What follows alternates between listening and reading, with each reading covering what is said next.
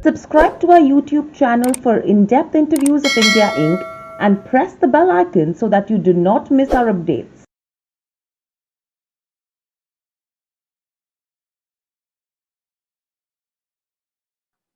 Hello and welcome to Nirmal, ladies and gentlemen. I'm Hiral Dadia. We have with us Mr. David Lennox, resource analyst at Fat Profits, joining in. Welcome to the show, David, and it's a pleasure to speak to you after a really long time as well.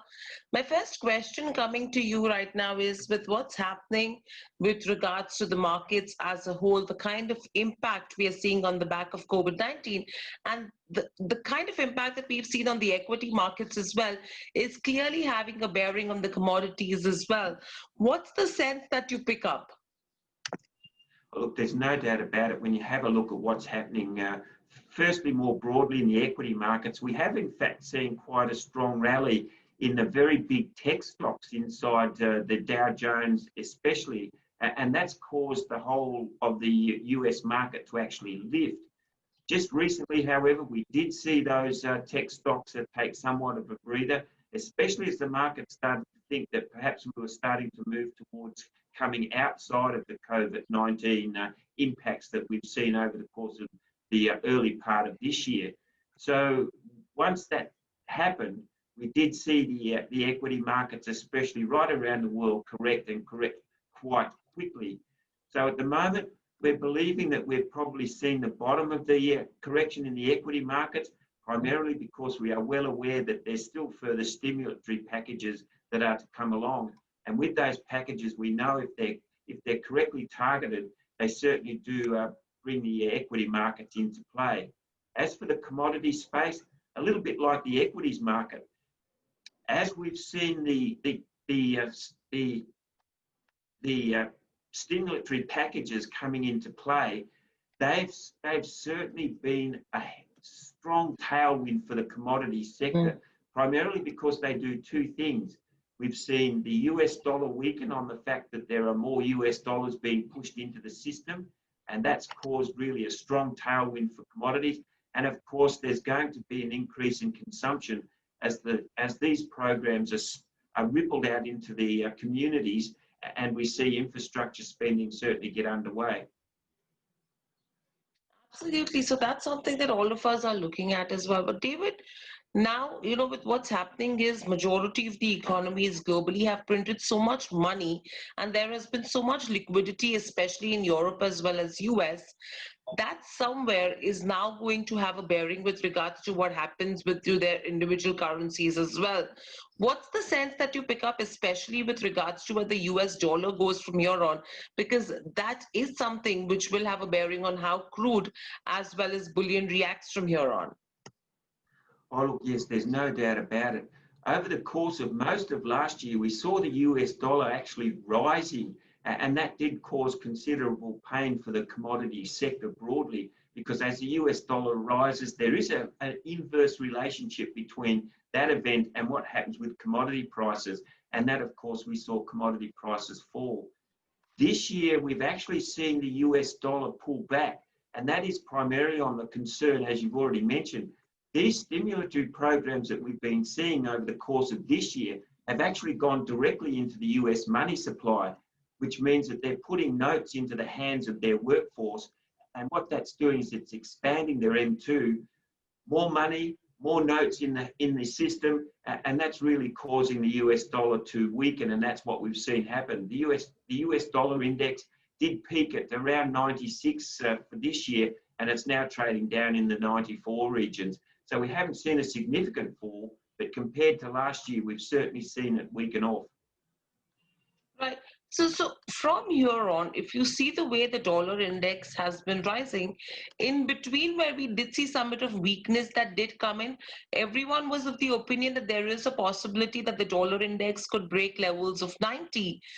Taking the rise right now into consideration, do you think the index will first hit 90 or do you think it's on its way to hit 100?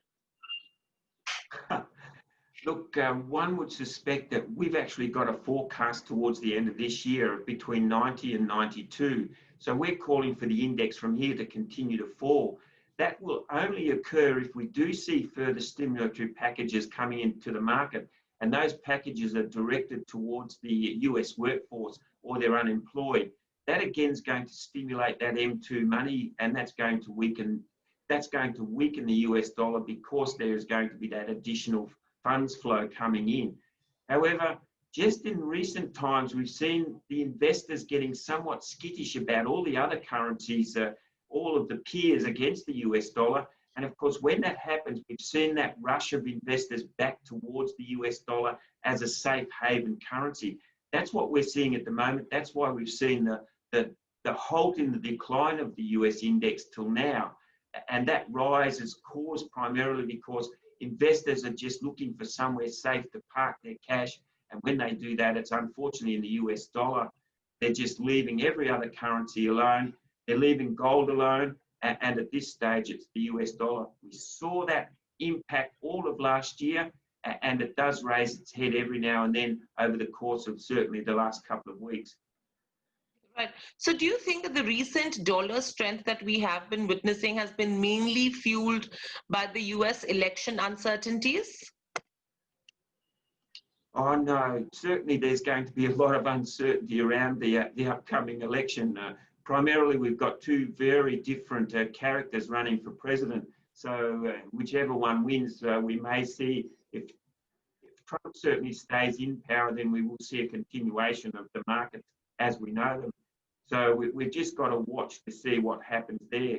But look, we do believe that it hasn't so much been the uncertainty of the elections, because if that was the case, you would have thought that investors would be flying out of the US dollar and into other currencies. In fact, as I said, we've seen that reverse.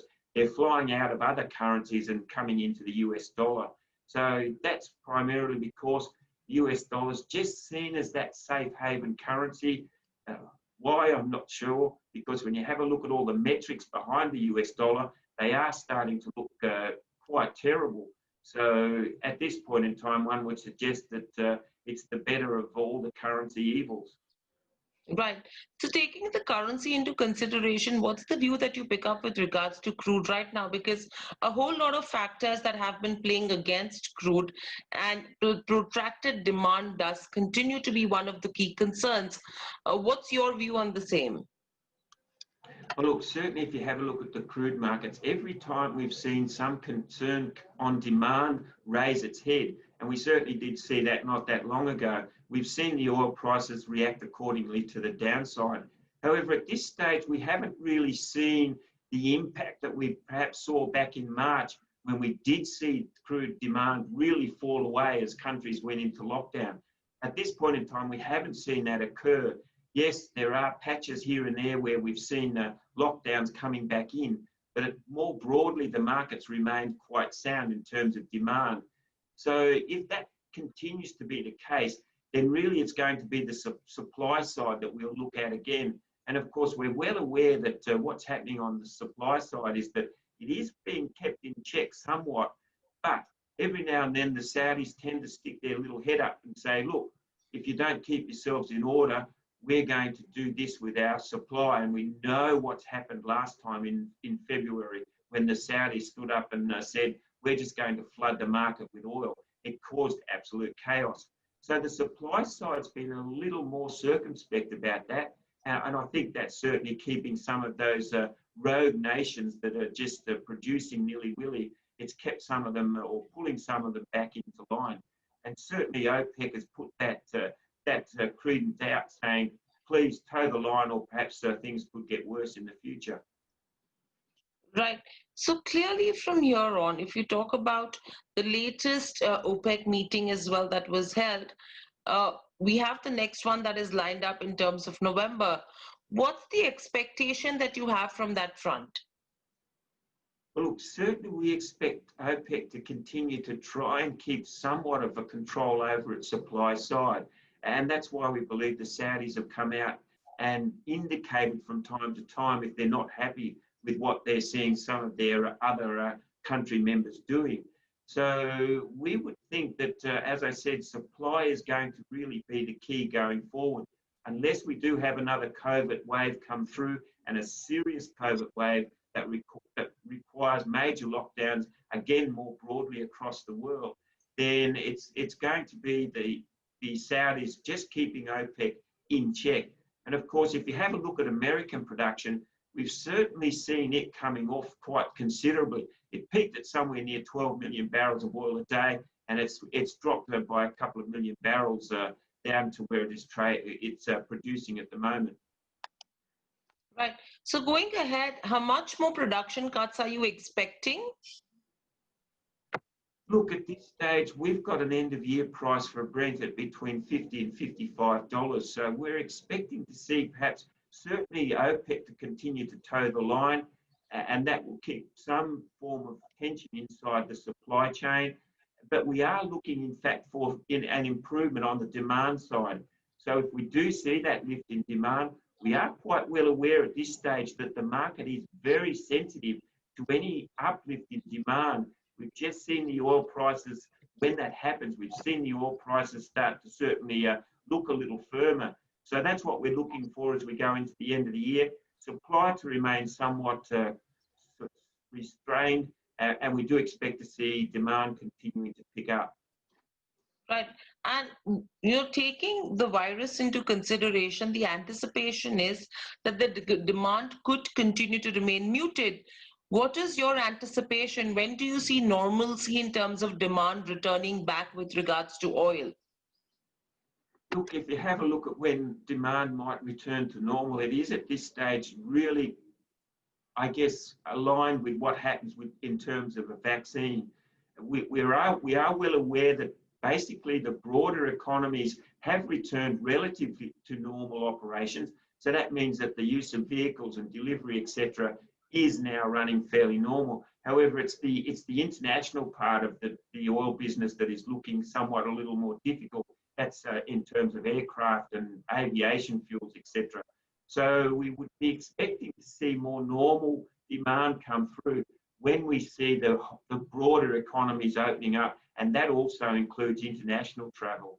But there certainly is enough demand inside the global economy in terms of delivery, car usage, etc., that is keeping that tension in demand there. And until we can see that topped up by the international, then oil demand will remain somewhat subdued.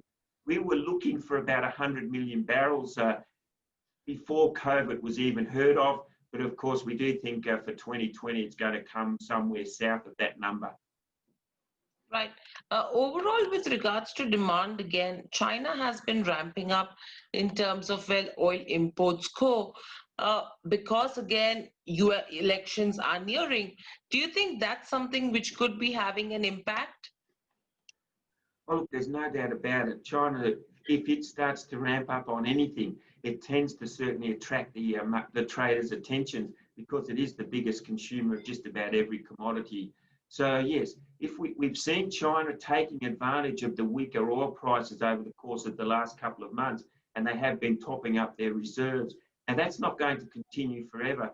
But if you have a look at China itself, that country has gone through quite a classic V recovery. Its services were well and truly knocked out as it was the first to go into COVID. And now that it's basically come out of COVID, all those services have returned, and we've seen that classic V. So if that's the case, then demand for oil out of that country will, we believe, continue to grow as it continues to modernise, as it continues to ensure that COVID remains in check. And that's going to certainly be a positive for the oil price going into the end of the year. If the rest of the world can catch up with China, then perhaps in 2021, we will certainly see a stronger oil price. But at this stage, we really do have to look at a vaccine coming along before we could suggest that the world is going to return to some sort of pre-COVID normalcy. Right. So if you have to talk about Brent, overall crude prices, there was a point in time, David, when we used to talk about $100 really normally. Do you think now $50 is going to be the new $100 for crude for some time from here on? Yeah, look, certainly if you have a look longer term, there's significant sea change happening inside the auto industry that would suggest that we are very close to probably peak oil prices. And if that's the case, with oil trading at somewhere around $50, then one would suggest that perhaps we won't see those $100 barrels again. But you can't really knock that out of the equation, because all it will take is, unfortunately, a war in a certain part of the Middle East, and that would significantly disrupt production. And we're all well aware that the Middle East can ignite at any point in time. So you can't really say that we'll never see $100 oil again. But if you have a look at the basic structure inside the sector, and certainly the auto sector, one would have to suggest that the demand for oil out of that sector is going to continue to fall over the next 4 or 5 years. And there would be no reason at this point in time to see the capacity of supply being impacted. So one would suggest that oil prices may continue to be somewhat subdued when it comes to trading well into the future. Right. So from here on, now clearly what we are saying is that higher price with regards to crude is far away. Do you think $30 to $35 per barrel is something that we should look at as the base from here on? Or do you think there is a possibility we could break those levels as well in terms of Brent as well as WTI, as there could be some more downside risk? Oh, look, the downside risk is really dependent on two things: supply, and we're well aware that most of the major countries can ramp up supply. The US can do it. They can get to 12 million barrels. We know the Saudis can do it. They've been up over 10 million barrels. So we're well aware that that capacity can certainly come on, and come on quite quickly. It's the other side of the equation that's a little more difficult to get your head around, and that is demand. If we are right and demand continues to improve from here, albeit at perhaps a slower pace than we've seen in years gone by, then that's just going to keep that pressure on the oil price. So again, one can't say that we could even see negative futures prices again. It'll only take the Saudis or the Russians or the US to significantly ramp up production, and the cycle will collapse, as we've seen before. However, again, looking at the structures, one would suspect that those structures at this point in time have been quite stable, and that will certainly continue to just keep the oil price under pressure in terms of supply, under pressure in terms of supply relative to demand that's in the system, and the oil price should probably stay where it currently is sitting. Right. So very lastly, in terms of crude, what is the target you're anticipating at the end of 2020 and probably in the first half of 2021? What are the levels you have been tracking? Certainly for Brent, we're looking at between $50 and $55 for end of year. So we are looking for that slightly firmer oil price compared to where it is. At this stage, you'd have to be very brave to start calling what's going to be happening well beyond next year. So we think at this point in time, we will probably be lifting up our 2021 forecast for Brent, but we would prefer to wait and see it closer to the time before we really do put those numbers into concrete. And of course, that would certainly depend on the status of COVID, if there's a vaccine available, if it's available and how widely spread available. So there's certainly a lot of factors that at this stage as a commodities analyst just really are beyond the control of the commodities market. And we're watching that very closely. But I would have to suggest that we would think that we will be lifting our Brent oil price ranges in 2021. But at this stage, I'm not going to be brave enough to make that call. Right. Moving away from crude, David, what's the sense that you pick up, especially with regards to gold and silver? The kind of up move that we've seen and the way investors have moved to gold as a safe haven. Last week, if you go to see, it's the biggest weekly loss that we've seen in terms of gold and silver since March, when the global onset of the COVID pandemic panicked markets. We're down almost around 4.5% last week on gold, and almost a 15% cut that has come in terms of silver. Clearly, gold has fallen more steeply of late than currency exchange rate developments would have led one to expect. What's the sense that you pick up on both these commodities? Oh, look, there's no doubt about it. It was the decline in the US dollar that really did get the gold price roaring through the early part of this year and into the mid part of 2020. It was that weaker US dollar. But as soon as the market started to get sense that the US dollar was again becoming that safe haven currency, and we did start to see that index rise, we've seen the top come out of the gold price. And certainly that's the same relationship that we were talking about. If the US dollar rises, there's an inverse relationship with the gold price, and it generally falls. So we saw all those programs coming in, more dollars inside the US system, and a weaker dollar, higher gold price. However, that has changed, and we've seen the gold price weaken off because the US dollar has risen. We think, if we're right in terms of where we believe the US dollar is going, and that's going to end the year at somewhere between 90 and 92, or the US dollar index at somewhere between 90 and 92, then certainly we continue to believe that there's going to be some good tailwinds coming for the gold price over the rest of this year. However, and there's always a however, it really again has to do with just the timing of when we see these packages coming to the market, where they're targeted, and how quickly they flow through to the US money supply. The early programs went directly to the US money supply, and we saw that huge surge to record levels. And at this stage, one would suggest that there's going to be somewhat of a lesser impact as we see the further programs coming through. Overall, we're still sticking to our gold price of between 1925 and 2000 to the end of this year. So we are looking for those programs to come through to impact on the US money supply and to keep the gold price firmer. Right. So taking, gold into consideration, do you think, all eyes will now be on the US House of Representatives that will be meeting this week, because there is clearly a draft of almost around $2.4 trillion stimulus proposal that may be passed in the chamber. Do you think that's something which is going to be crucial as well with what happens to gold as well as silver? Oh yes, there's no doubt about it. Again, we haven't quite seen the full details of that program. It is still in negotiation, as you say, in the Houses of Congress. But once we know what the detail is, and we just know where it's going to be targeted, if it goes again to the unemployed inside the US, we know that that's going to have an impact on the M2, and albeit it will be perhaps smaller than the initial 10 trillion that we've seen flowing through to that sector. It will force the US dollar lower, and that will cause, we believe, a rise in the gold price. And that's primarily why we've stuck with our end of year range at this point in time. We haven't pulled it back.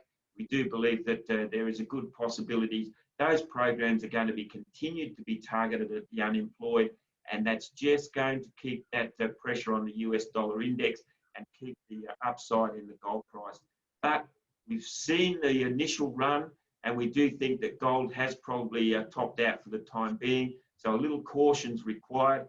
However, again, looking at the longer term structures, there are other factors that are coming into play. At this point in time, the market's not focusing on them. That is US debt.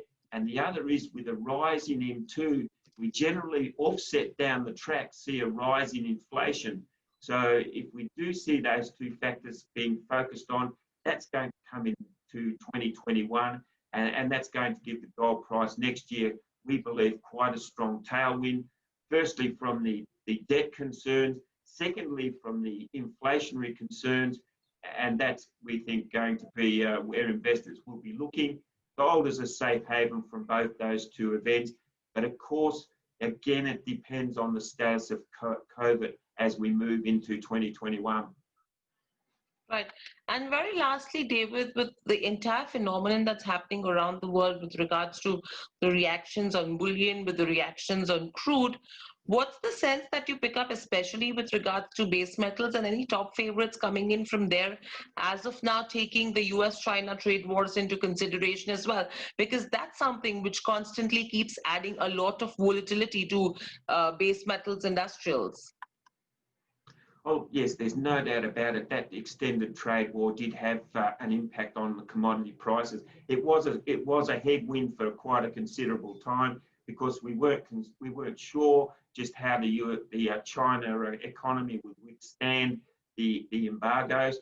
But we've now got a fair, clear picture of all that, and it's well behind us. And we've seen the V-shaped recovery in the Chinese economy. So that would tend to suggest that they got through the trade war quite unscathed. Of course, again, it's really been what's happened with the US dollar or the US dollar index that has caused a rise in commodity prices. Yes, we're all well aware, if you go back to the GFC when the infrastructure spending was in play then, we did see commodity appetite improve. And of course, we're translating that into the current period. Those infrastructure programs are likely to come back into play at some point in time. As I said, the programs that we've seen have been more directed towards the workforce. And once the program starts to switch towards infrastructure and investment, then that's really going to be where we see commodity demand kicking in. And we do believe that through the course of next year, those programs are going to be more focused on investment, and that's really going to be where we see commodity prices come into their own.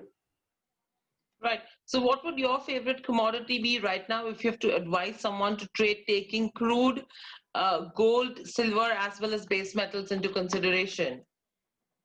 Certainly at this point in time, you'd have to suggest that we're a gold bug. We do believe that gold has got a good structural tailwind that will push it higher, and we talked about those in debt and inflation, and of course the extra dollars that are floating through the US system. So we believe gold is going to be a good investment in 2021.